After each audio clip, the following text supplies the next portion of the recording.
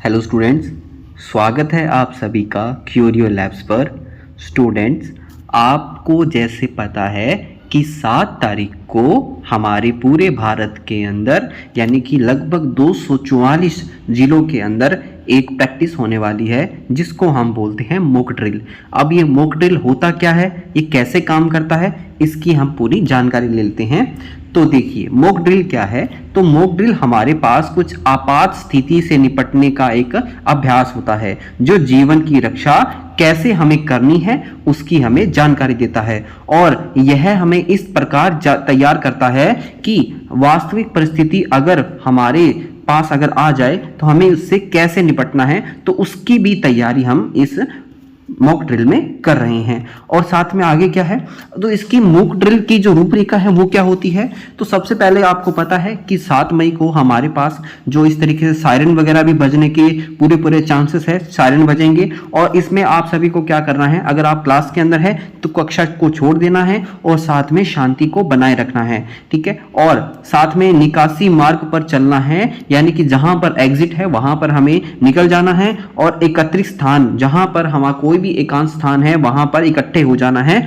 और सभी टीचर्स जो हैं वो हाजिरी की पुष्टि करेंगे कि किस प्रकार जो है बच्चे क्या सभी पहुंच गए हैं कि नहीं है, यानी कि उनका हमें ध्यान रखना है। आगे है कि जब ये प्रैक्टिस हो जाए तो हमें इसका फीडबैक भी लेना है कि क्या सभी बच्चे हमारे पास पहुंच गए थे, क्या सभी ने इसको बहुत अच्छी तरीके से निभाया है। देखिए स्टूडेंट्स, जो ये अभ्यास हो रहा है इसको हमें हल्के में नहीं लेना है, चाहे ये कहीं भी हो रहा है, किसी भी कोने में हो रहा है, हमें इसका पूरा का पूरा सहयोग देना है। बिल्कुल भी यहाँ पर ढीली नहीं देनी है, क्योंकि ये इस तरीके की सिचुएशंस कभी भी हो सकती है।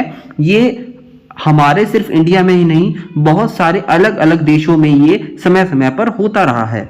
तो आगे हमारे पास है इसके लिए कि ये किस प्रकार की आपदा से निपटने के लिए होते हैं। तो जैसे कि मान लो कोई भूकंप आ गया है, आग किसी जगह लग गई है, बाढ़ आ गई है, तूफान आ गई है, या कहीं पर कोई गैस लीक हो गया है, तो इस प्रकार की प्राकृतिक आपदाएं, या फिर मान के चलें कि कोई आतंकी घटना हो गई है, तो इस सिचुएशंस के अंदर हमें खुद को कैसे ढालना है, कैसे खुद को सुरक्षित रखना है। तो उसके सुरक्षित रखने के लिए सुरक्षा के कुछ नियम हैं जो हमें करने हैं। सबसे पहला है कि हमें पहली बात तो शांत रहना है। दूसरी बात है सिर को ढकना है। सिर को ढकना कैसे है, अगर आप क्लास के अंदर बैठे हैं तो हमें जो डेस्क होते हैं डेस्क के नीचे बैठ जाना है और अपने सिर को अच्छी तरह से कवर कर लेना है। और अगर हमें बाहर जाना है तो बाहर जाने के लिए हमें लाइन के अंदर चलकर एक शांत जगह पर यानी एकांत जगह पर इकट्ठे हो जाना है सभी को।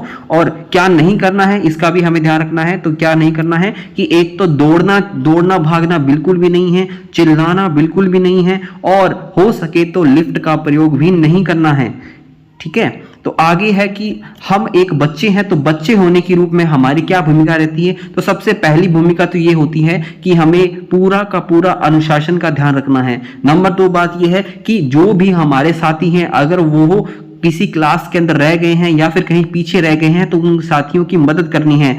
और जो भी टीचर्स आपको निर्देश दे रहे हैं, जो भी आपको आज्ञा दे रहे हैं, उनका पालन करना है, और पूरी बहादुरी के साथ और धैर्य को हम ध्यान में रखते हुए यह एक्टिविटी को परफॉर्म करना है और गलत सूचनाओं से बचना है, ठीक है।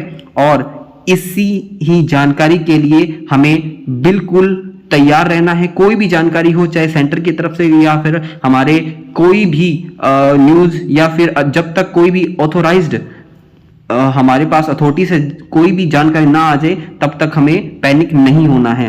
तो एक यहां पर लाइन है कि तैयारी ही सुरक्षा की कुंजी है, आपका सहयोग हमारी सफलता है। और इसी के साथ मैं आपसे एक बात कहना चाहूंगा कि सुरक्षित रहें, सेफ रहें। इस सभी के साथ मेरा धन्यवाद।